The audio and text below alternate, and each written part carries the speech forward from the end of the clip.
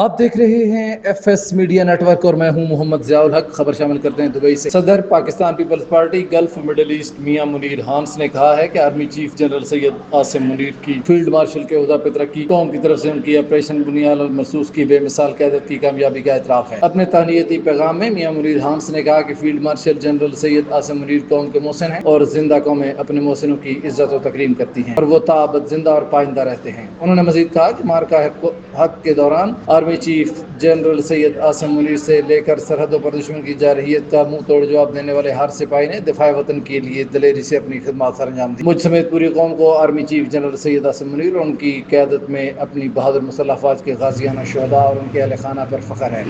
ان کا کہنا تھا کہ air chief marshal Zaheer Ahmed Sidhu نے اپنے شاہینوں کے ہمراہ نہ صرف وطن کی فضاؤں کو ناقابل تکثیر بنا دیا بلکہ دشمن کے طیاروں کا شکار کھیلا اور ان کی فضاؤں کو ویران کر دیا۔ بڑے بڑے نامی گرامی طیارے کئی پتنگوں کی مانند زمین پر گرے۔ ان کی خدمات کو مدت عہدہ کے بعد جاری رہنا قوم کا ان کی بہادری اور کامیابی کا اعتراف ہے اور قوم ان کی احسان مند بھی ہے۔ مجھے یقین ہے کہ جنرل عاصم منیر کی قیادت میں پاک فوج نئی بلندیوں تک جائے گی۔ جنرل عاصم منیر کی قیادت میں مسلح افواج کی مزید کامیابیوں اور کامیابیوں کے لیے دعا گو۔ سبسکرائب کیجیے F S media network اور دیکھتے رہیے تازہ ترین تبصرے اور خبر۔